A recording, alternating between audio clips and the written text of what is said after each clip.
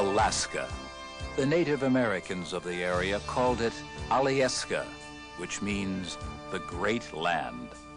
A land of far horizons, magnificent mountains, rushing rivers, abundant wildlife, and great glaciers.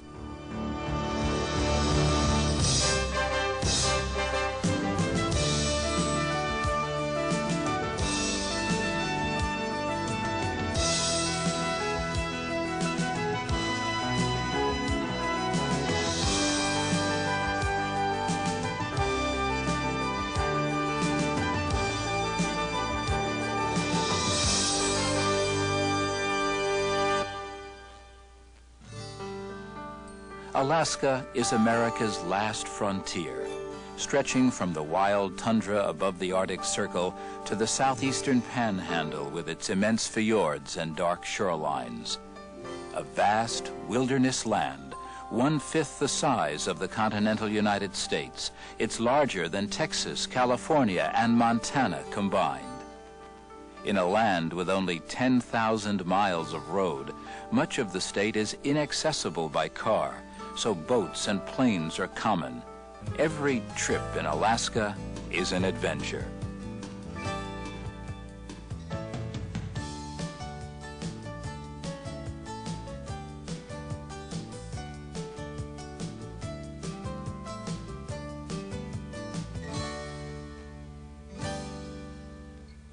The interior of Alaska is a land of millions of lakes and tall mountain ranges that stretch from horizon to horizon, dwarfing the people who live there.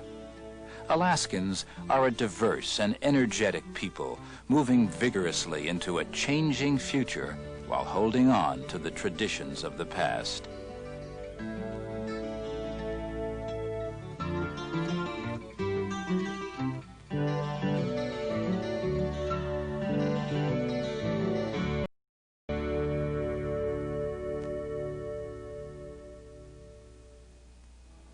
In Alaska, a man or a woman can still dream about building a cabin in an isolated valley. For this spectacular and beautiful land is not filled with people and industry, in contrast to so much of the world.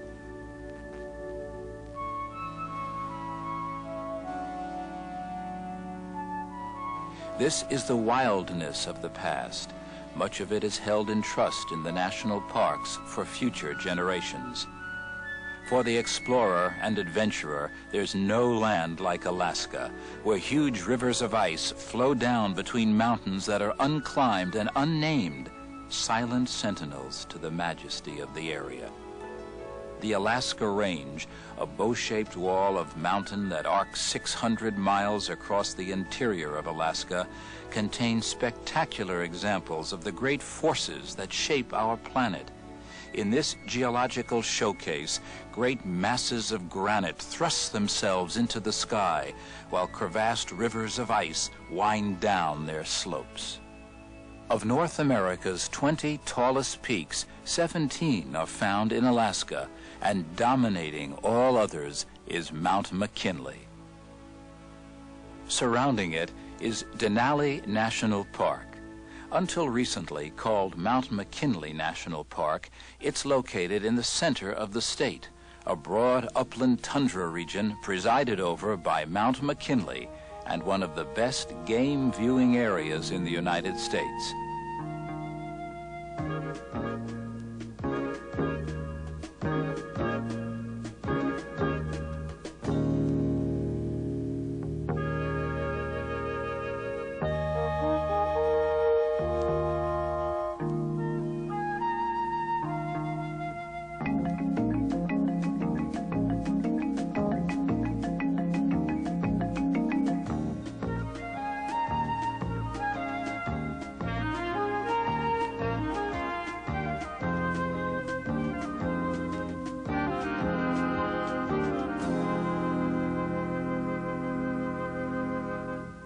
When the park was created in 1917, it contained over 2,600 square miles. But today, after passage of the Alaska Lands Bill in 1980, the park has been expanded to 7,500 square miles. Originally, access was difficult, But today, the visitor can arrive by car, train, or plane. But if the visitor wants to travel inside the park, and you have to go inside the park for a close-up view of Mount McKinley, you travel some 70 miles on a dirt road. Many visitors are disappointed. For 40% of the time, Mount McKinley is obscured by rain and clouds, preventing a good view. But should you be fortunate to camp at Wonder Lake on a clear day, your backdrop will be the tallest peak in North America, called by the Indians Denali, the Great One. It rises more than 20,000 feet above sea level.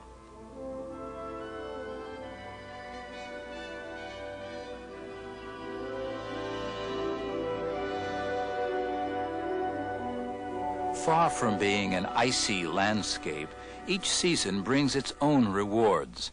With spring, a profusion of wildflowers carpets the tundra, where microclimates close to the soil are much warmer than the air temperature a few inches higher.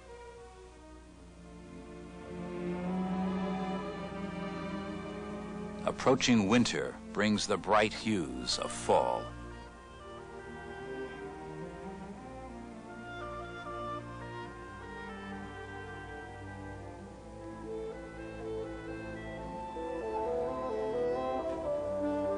The park provides a wide range of visitor services, from campground talks to escorted walks across the tundra.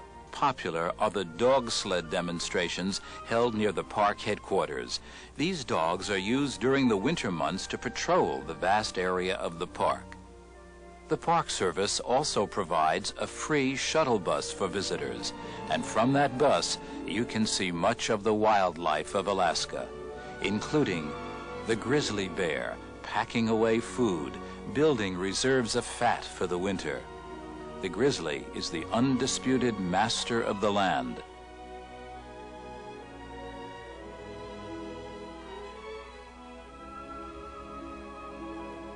The caribou pass through the park as they migrate long distances each year to satisfy their breeding and grazing needs. The Arctic ground squirrel eats constantly to build reserves for hibernating during the winter. The Dall sheep, related to the bighorn sheep of the Rocky Mountains, are the only wild white sheep in the world. Currently, over 1,000 sheep inhabit the park, with both ewes and rams having horns. They can often be seen on the hills and cliffs along the park road.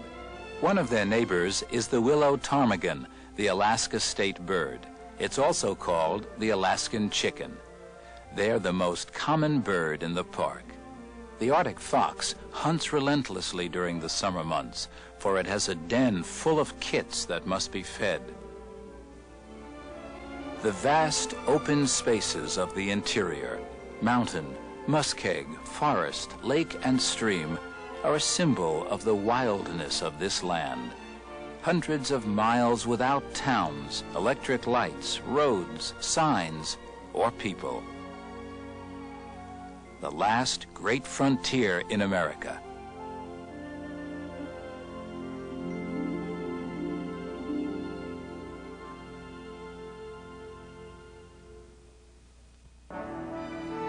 Alaska is a diverse land, full of contrasts and extremes. To the far south of Mount McKinley is the Inside Passage, southeastern Alaska, a boater's world of channels, passages, sounds, bays, fjords, and over 1,000 islands ringed by the green of dense spruce and hemlock forests. Hidden along the wild coastline are small towns, islands of humanity in the fog. As the moist air of the Pacific flows over the mountains of the Panhandle, it dumps hundreds of inches of precipitation in the form of snow at higher elevations, forming the great glaciers of the area, which for eons have shaped and formed the mountainous landscape.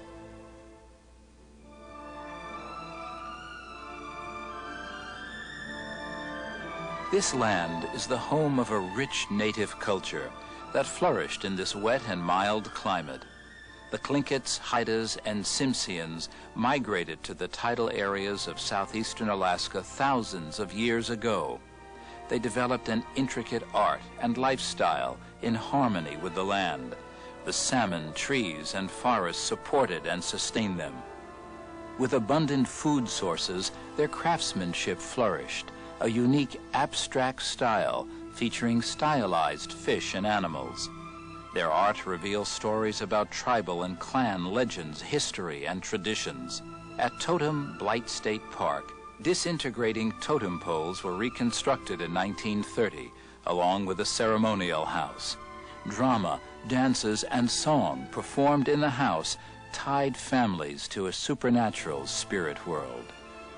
Today, the Tlingit Indians, the largest tribe in Alaska, are enjoying a cultural revival and participating in the development of the areas in which they live, such as Ketchikan. Called the Gateway to Alaska, it is the first major town after Seattle on the Alaskan Inside Passage, an important fishing port and the fourth largest city in Alaska. A long and narrow town, many of the businesses are perched on piles above the water, while homes cling to the steep hillsides. It's been described as a city 2 blocks wide and 5 miles long. Creek Street, the once famous red light district, is now a major tourist attraction, with shops, homes, and apartments built on piles over the creek. Ketchikan, like many frontier cities, had a spicy early history, and Dolly's house, a one-time brothel, is now a museum. Originally a Tlingit Indian fish camp, salmon and then gold sparked the development of the town. The self-proclaimed rain capital of Alaska, Ketchikan receives an average of 154 inches of rain a year, promoting the growth of heavy forests that surround the town. These forests sustain logging, which is an important part of the economy of the region. The wood processing industry and a thriving fishing fleet of crabbers, seiners, trollers, and gillnetters keep the city busy outside the tourist season. The legendary wet weather gives the misty fjords its name. Only 30 miles from town and accessible only by boat or float plane, the beauty of this ice-carved land is raw and untamed. Trees grow from the water to the mountaintops, ringing the main channel, which is almost 100 miles long, an exceptional length for a natural channel. This is prime wildlife habitat.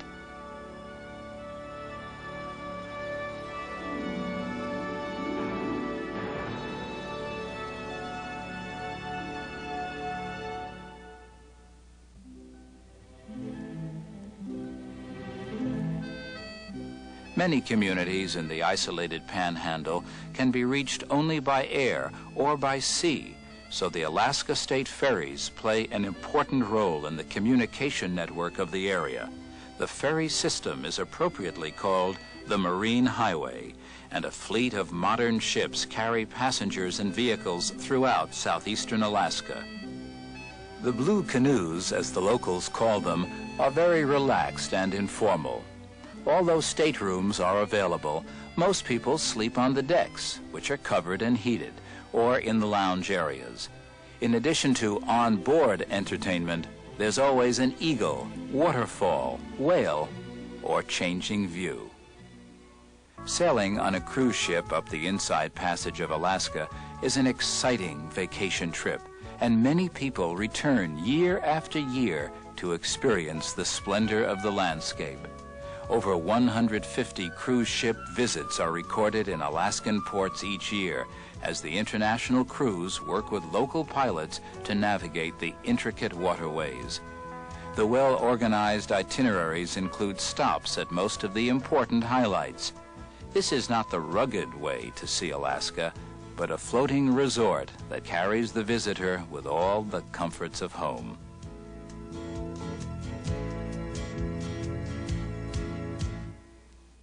The highlight of most cruises is the arrival in the early morning into the jewel of southeastern Alaska, Glacier Bay, a wonderland of mountains, glaciers, bergs, fjords, and wildlife. 200 years ago, when Captain Vancouver first sailed the area, Glacier Bay was covered in ice, some 4,000 feet thick.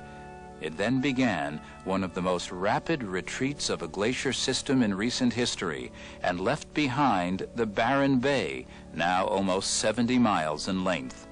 One of the reasons the bay was created as a national parkland was so that scientists could study the changes that occur in an area after the retreat of the glaciers, including the way that plants such as fireweed recolonize the land and help to restore the forest to the shoreline. At the entrance to the bay, a spruce and hemlock forest is approaching maturity, and salmon are returning to spawn in creeks once covered in ice. With the immense weight of the glaciers gone, the land is rising and the shoreline retreating. The interior of the bay is the home of the humpback whale, also called the singing whale. They weigh over 45 tons and grow up to 50 feet in length, yet feed on a small crustacean called krill, a little shrimp-like creature about the size of a fingernail.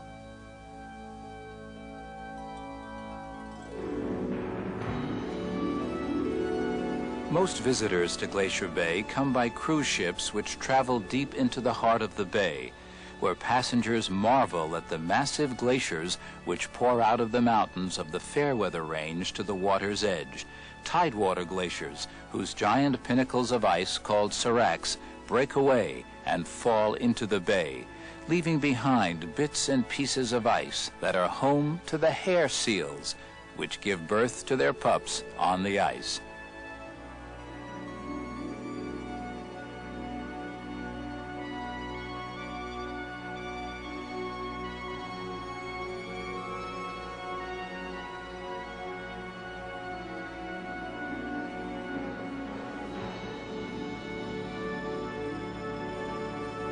Approaching a glacier by kayak brings a sense of the awe and beauty that this wilderness inspires in visitors, a land where the forces of nature are not yet tamed.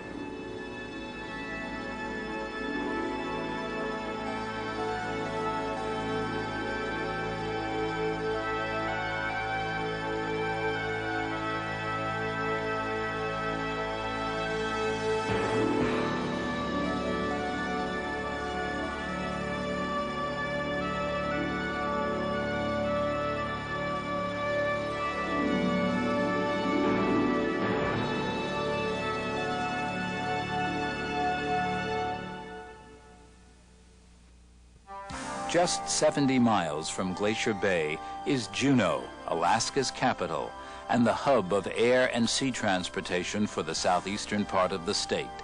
Sandwiched between mountains and the sea, it's a modern city bustling with importance. As the capital, its skyline is dominated by government buildings. In area, Juneau is the largest town in North America, sprawling over 3,000 square miles. During the summer months, the streets are filled with tourists who explore its attractions, such as the Governor's Mansion, the Alaska State Museum, the Red Dog Saloon, and the narrow Main Street filled with gift shops.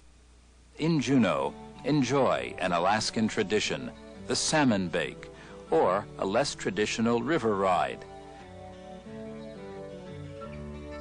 Nearby Mendenhall Glacier at the foot of the Juneau ice field offers a close-up look at a glacier. On a back street of Juneau is located the oldest Russian church in southeast Alaska, St. Nicholas Russian Orthodox Church, dating from 1894. It's been in continuous use since that time. Juneau is the present capital. But before Juneau, Alaska had another capital, Sitka. The extinct volcano, Mount Edgecumbe, looks down upon historic Sitka, the fifth largest town in Alaska, located on Baranof Island. It was called New Archangel by the Russians. The economy is heavily oriented toward fishing, but tourism is rapidly expanding as visitors explore attractions such as the Pioneer Home, built in Sitka in 1913 to care for the Alaskans over the age of 65. It was the first of several such pioneer homes. Many of Alaska's historical happenings were recorded at Sitka, and today it reflects those in its historical monuments.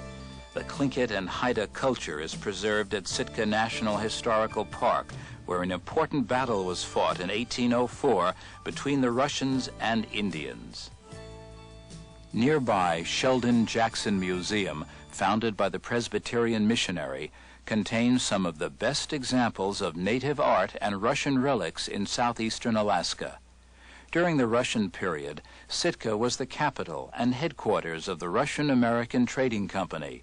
They ruled the area for over 100 years, and their influence is still felt.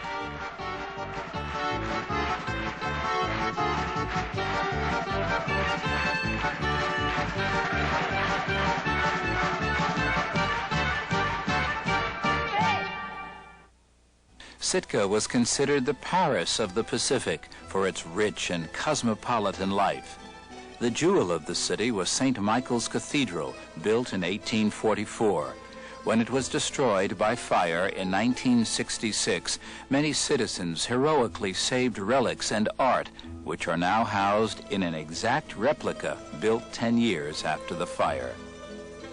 The Russians first came to Alaska in 1741, and by 1830, a full decade before Americans had crossed the Mississippi River in strength, the Russians had spread their settlements up and down the coastline, trading in fur seals and sea otters. Then, at the zenith of their empire, Russian America became American Alaska in 1867. At first, they called it Seward's Icebox, until gold was discovered in the Klondike. Then the rush was on. By the thousands, they poured into the port cities of Skagway and Dyea. At no other time or place in recorded history have so many voluntarily subjected themselves to so much agony, misery, death, and glory as the 30,000 that struggled over the Chilkoot Pass in the winter of 1898. Once over the pass, they dropped down to Lake Bennett in Canada, where they built their boats. When the ice went out that spring, over 7,000 boats set sail down the Yukon to the gold fields. This was the insanity, the craziness of gold.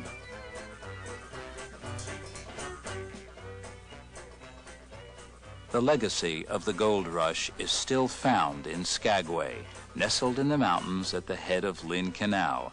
Today, except for the cars, Skagway looks much the same as it did during the hectic stampede to the gold fields. The Klondike Gold Rush National Park commemorates that famous gold rush, and the Park Visitor Center is in the railroad depot. Boardwalks and horse-drawn carriages keep alive the frontier spirit. The town is now being restored by private funds and government monies. Most of the storefronts are authentic turn-of-the-century buildings. Over 90 of these buildings remain from the Gold Rush era. The Arctic Brotherhood Hall, built in 1888 and covered with 20,000 pieces of driftwood, is the location of the Skagway Convention and Visitor Bureau. In the old days, Skagway was one of the most lawless cities in the West. Gunfights, robberies, and murders were common. The most famous outlaw, Soapy Smith, opened a telegraph office and charged $5 to send a telegraph to the lower 48. Unfortunately, there were no telegraph lines to the lower 48. A vigilante shot Soapy. Most stampeders didn't spend long in Skagway. They wanted to get to the gold fields. Carrying their gear on their backs, many walked over 1,000 miles as they relayed the 1,500 pounds of supplies required by the Canadian police. Today's modern traveler has the advantage of lightweight packs, dehydrated food, and lug-soled boots to travel the same 33 miles, a journey which usually requires 3 to 5 days. Each year, About 2,000 hikers crossed the pass.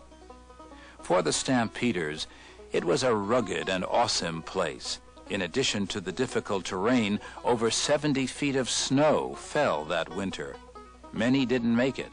Some turned back. Others died in gunfights and avalanches. What they left behind remains exactly where they dropped it, part of a bi-national park, half in the United States and half in Canada. They call it the longest museum in the world. Just below the summit of the pass, they found a 45-degree slope in which they carved out steps called the Golden Stairs of the Chilkoot. An endless line of stampeders carried 100-pound loads to the top and then repeated the process as many as 30 times.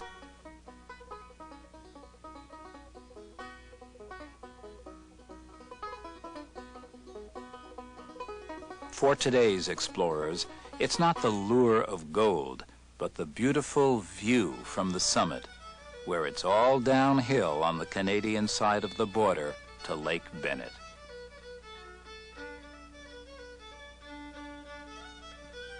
At Lake Bennett, they built their boats, and in addition, they constructed St. Andrew's Presbyterian Church, a church that was never used because the congregation sailed away before they finished it. Next to the church was a stopping point for the Yukon and White Pass Railroad. This was the railroad that killed the Chilkoot Trail. The builders claimed to have built their track over a land too cold for a polar bear and too steep for a billy goat. Amazingly, they only built one tunnel, but many bridges, including the one over Dead Horse Gulch, where 3,000 animals died in the rush for the gold fields. Today, the railroad is a bit of history, for the new road between Skagway and Whitehorse killed the railroad. Today, travelers can parallel the trials and tragedies of the gold rush route while enjoying the scenery in modern comfort.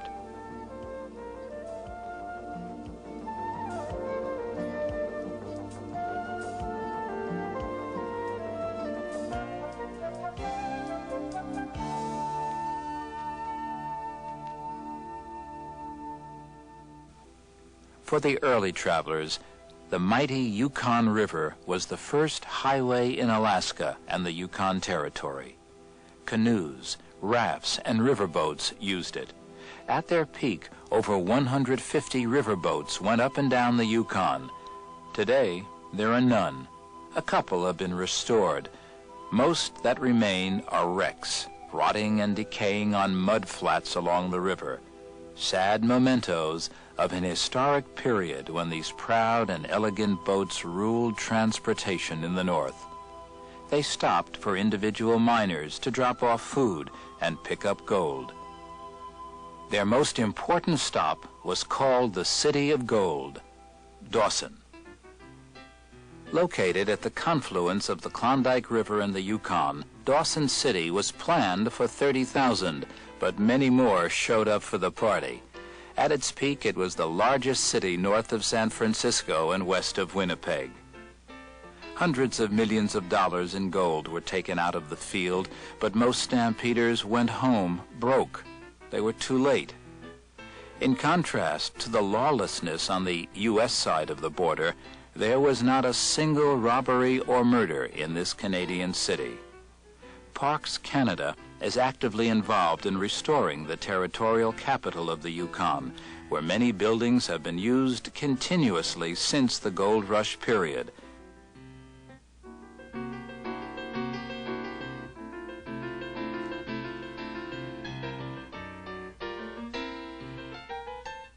Each day during the summer, the shooting of Dan McGrew and other favorites are recited on the front lawn of the cabin of the poet of the far north, Robert Service. The frontier spirit continues in the Yukon.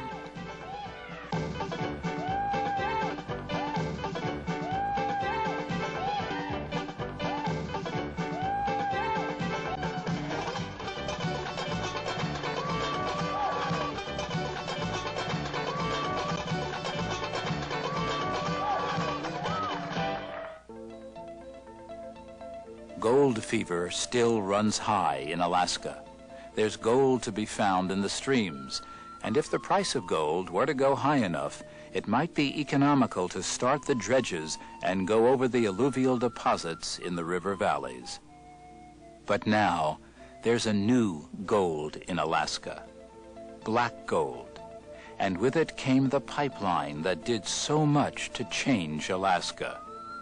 To build the pipeline, they first had to construct the haul road over some of the most difficult terrain in North America.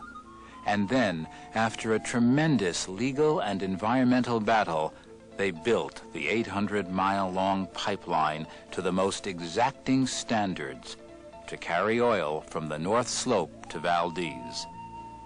That pipeline did more than divide the last major wilderness area in the United States in half. It changed Alaska forever. Along with the pipeline came a boom like no other before it. While for many Alaskans a quiet way of life disappeared forever, the boom brought development to others, such as the residents of Fairbanks, now Alaska's second largest city.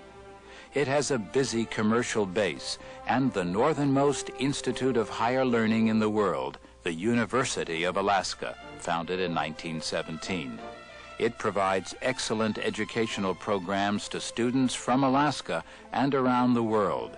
On the campus is the University of Alaska Museum with its natural history displays and gold exhibits.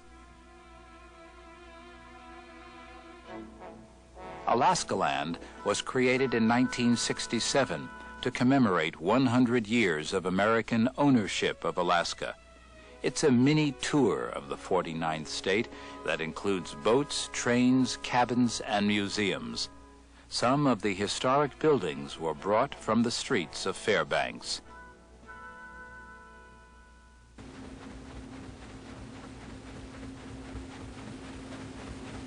Taking the stern wheeler, the Discovery, is a chance to look at the old Alaska when it was an isolated land accessible by dog sled during the winter and stage and riverboat during the summer. One of the factors that helped to bring development to the great land was the Alaska Railroad. Built by the federal government, it connects Fairbanks with Anchorage and Whittier and the sea. It takes visitors over some of the more scenic areas of the state.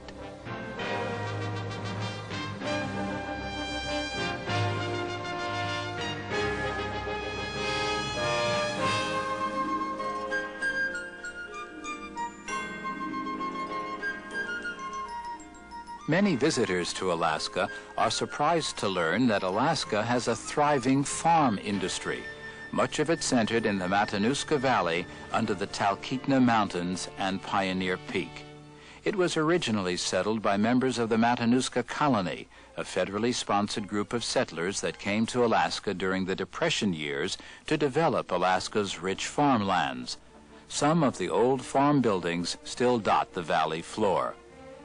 Today, they use modern agricultural methods, and the valley is known for its vegetables, which flourish in the 120-day growing season that includes up to 19 hours of sunlight.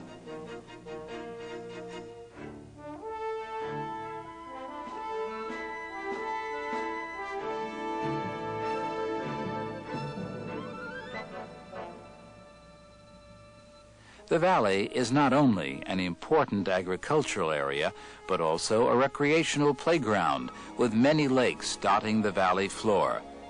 Alaska is a land of over 3 million lakes. These lakes are the home of much of the wildlife of Alaska. Each year, millions of birds fly from all parts of the world to make their home on the wilderness waterways of Alaska.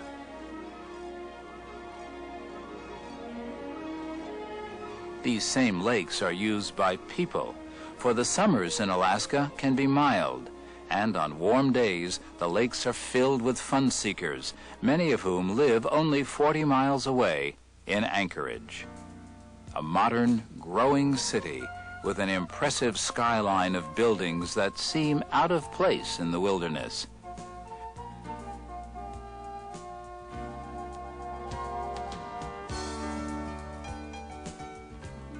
2/3 of the state's population live within its greater trading area and utilize its modern resources from shopping malls to department stores. It's the financial and business heart of the state, as well as the center for education and the arts. In contrast to the surrounding modern buildings, the rustic visitor center is a reminder of Alaska's frontier spirit and hospitality. Convenient and contemporary restaurants and hotels line the streets, along with shops catering to the visitor.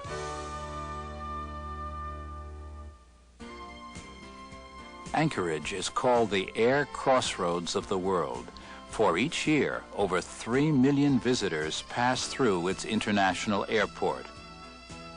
Lake Hood, adjacent to the airport, is the busiest seaplane base in the world and jumping off point for many adventures to the interior.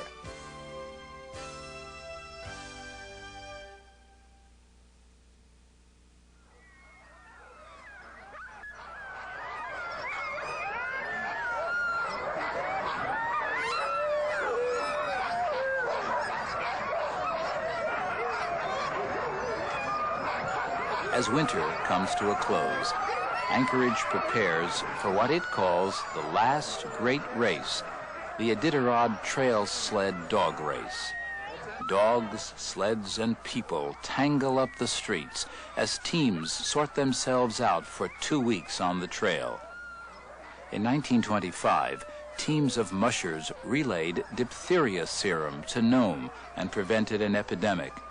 About 65 racers each year reenact that grueling event, now a 1,049-mile race through storms and across difficult winter terrain. Rick Swenson from Manly, looking for victory number 5 this year.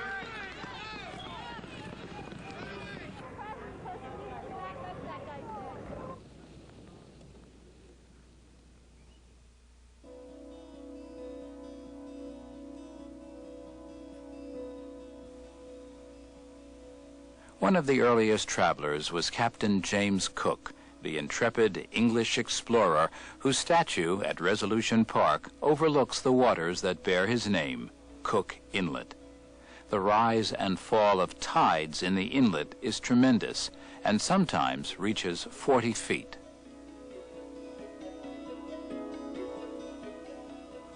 Development of Anchorage waited for the Alaska Railroad, which Congress authorized in 1914.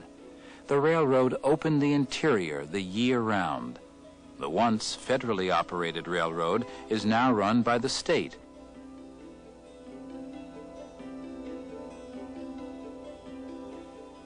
The city grew through a series of economic booms until March 27, 1964, when it was devastated by an earthquake, registering between 8.4 and 8.6 on the Richter scale. This was the most powerful earthquake ever recorded on North America. The earth shook, streets fell 15 and 20 feet, buildings toppled and homes disappeared.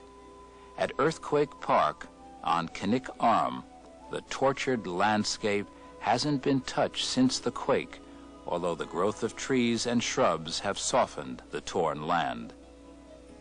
Following the Good Friday earthquake, Anchorage residents, in the pioneering tradition, rebuilt their homes, businesses, and schools. It is the largest city of Alaska, but it is only minutes from the magnificent scenery of the state, such as the Kenai Peninsula and Portage Glacier. The deep blue glacier and the icebergs that float in the lake at the face of Portage Glacier are a popular tourist attraction, one of many in the varied and interesting peninsula area, which has become a playground for many Alaskans. With its snow-capped peaks and rushing rivers, the Kenai Mountains have been called the Switzerland of America. In this rugged land, travel is often difficult, and the many floatable streams in Alaska provide a convenient and sometimes the only access to areas of the state during the summer.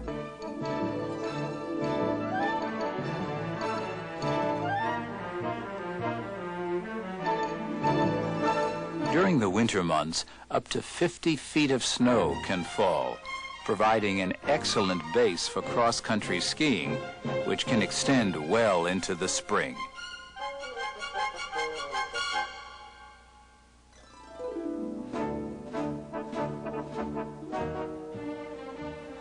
When the slopes are dry, another group of sports enthusiasts use the hills, hang gliders. Some of the gliders soar 2,000 and 3,000 feet above their takeoff point, which is already a 3,000-foot hill in Alaska.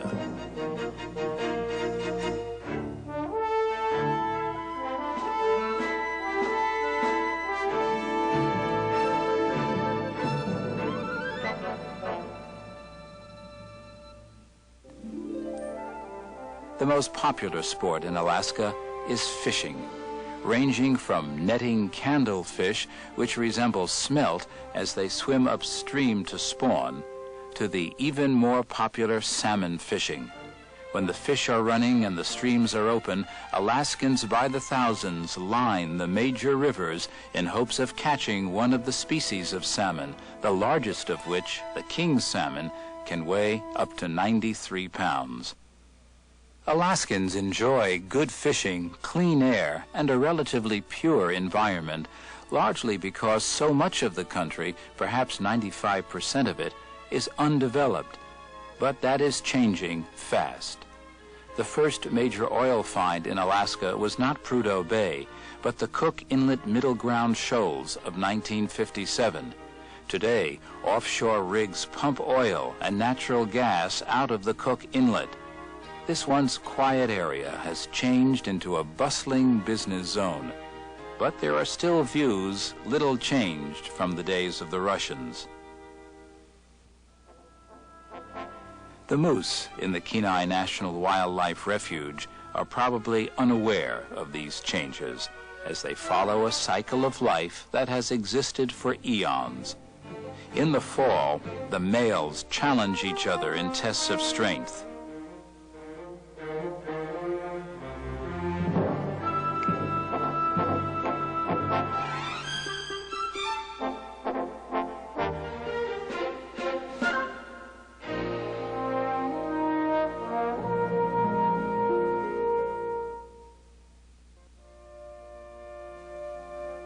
With long sunlit days and seemingly endless sunsets, this is the land of midnight sun.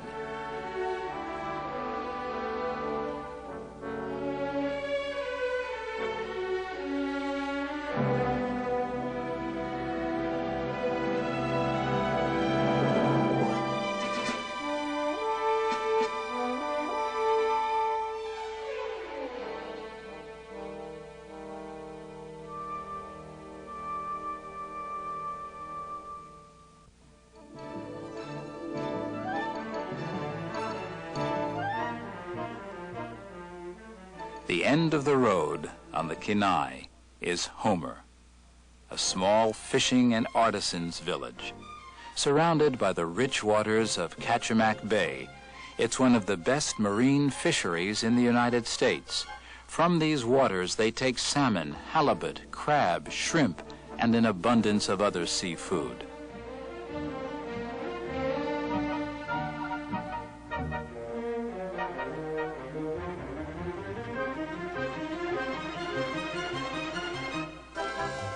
Fishing is one of the largest industries in Alaska, and the sports fisherman is not left out. It's not unusual for a family to go out with a crab pot early in the morning and bring back a feast of crab to enjoy on the beach in the afternoon.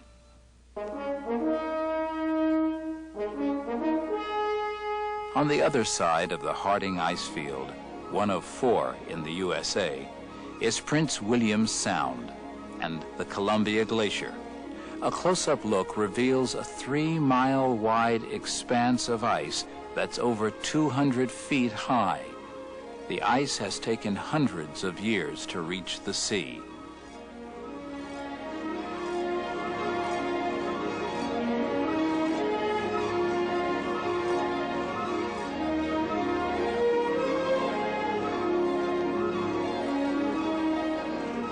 By motorboat or sailboat, Exploring Alaskan waters with doll porpoise cavorting about the bow is an adventure.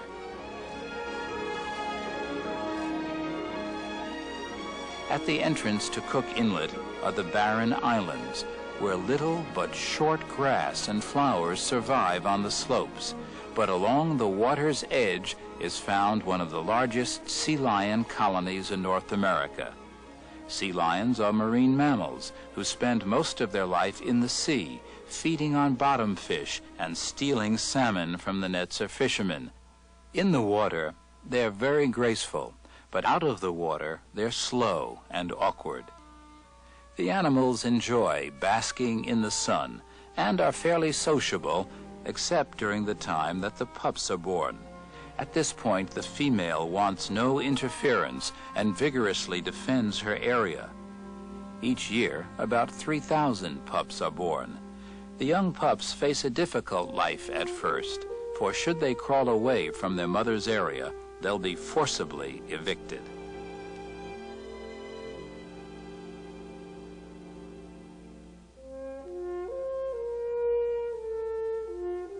The pups will grow into adult Steller sea lions, much larger than their California cousins. The male Steller sea lions weigh up to 1,250 pounds. They need all that fat. For several months of the year, they eat nothing, while struggling with other males for the control of a harem. The Alaskan coastline is dotted with small, isolated villages, such as Seldovia. The Russians originally named it Seldovoy, meaning the Herring Bay. The Russian Orthodox Church sits on the hill, still used today by Native Americans. Fishing has remained a dominant industry. Many of the homes were destroyed in the 1965 tidal wave, but most surviving houses in the inner harbor are still on piles.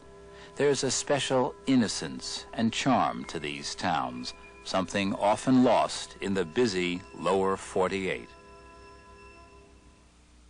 Across the Cook Inlet from Seldovia and down the Alaska Peninsula is Katmai National Park and Preserve. This wild and remote landscape of lakes, mountains, forests, and sea is one of Alaska's oldest park areas, set aside in 1918.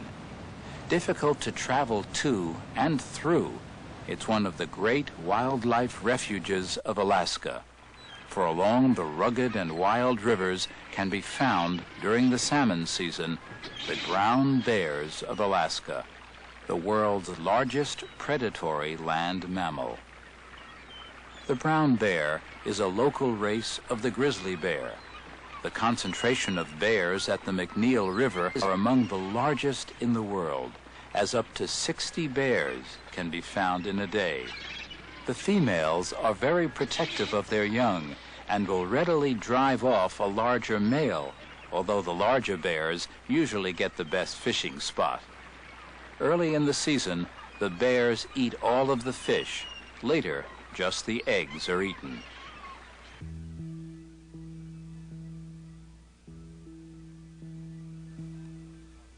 The area was created as a national parkland, not for its scenic beauty or wildlife, but because here, at the turn of the century, the most violent volcanic explosion in the last 100 years on the North American continent occurred. It was 8 times more violent than the Mount St. Helens eruption and created a valley which at one time rivaled Yellowstone. All that remains now are 100-foot-high pumice cliffs and a stark, desolate, brooding valley. The dead valley of 10,000 smokes.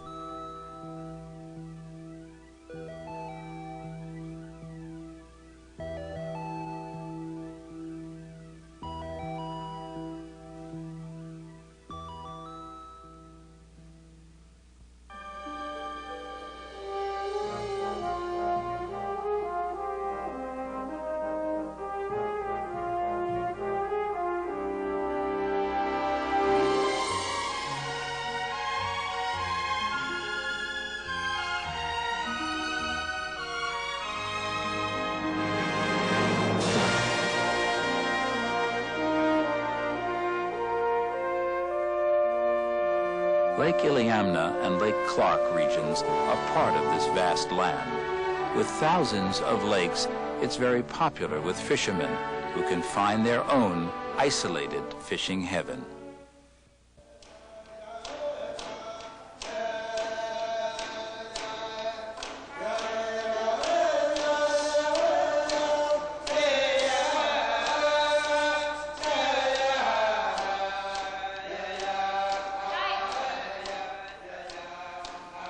Far to the north in Alaska is the home of the Eskimo people. Theirs is a very old culture that goes back almost 10,000 years. Traditional hunters and fishermen, they continue to hunt during the winter, and the main focus of life in the summer is fishing. The fish are dried on racks in the sun. It's a time of celebration and reviving old traditions. Today, their lives are changing rapidly. Many now work outside the village, and modern conveniences are part of their life. To help cope with the changes, the native corporations using money from the Alaska Lands Bill and oil revenues are developing new industries. Along the Kobuk River, jade is being mined in 5- and 10-ton blocks. Young Eskimos are being trained to shape the jade. In Kotzebue, Eskimos run tourist facilities and a cultural center that preserves and explains their rich history and culture.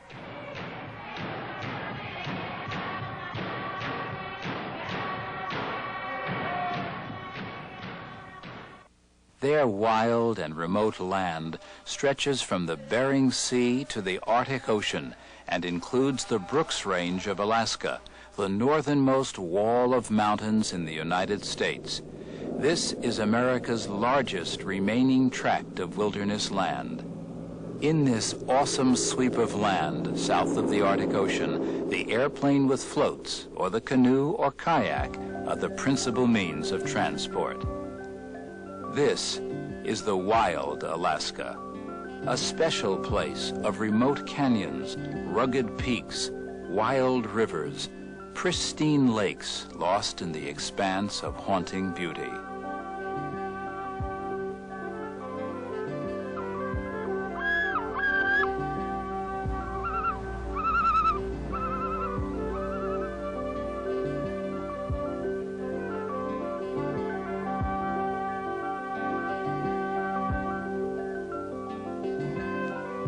For the wilderness traveler in the gates of the Arctic National Park or on the Kobuk River, time has been suspended.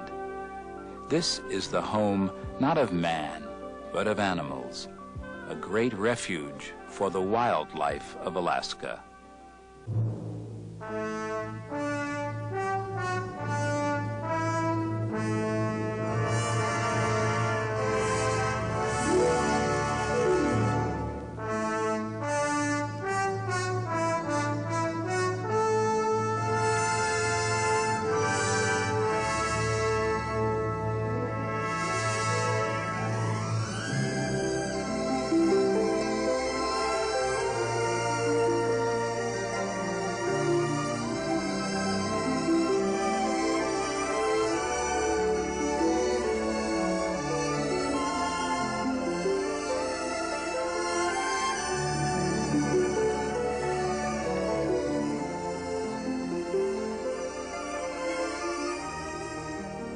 Alaska is changing.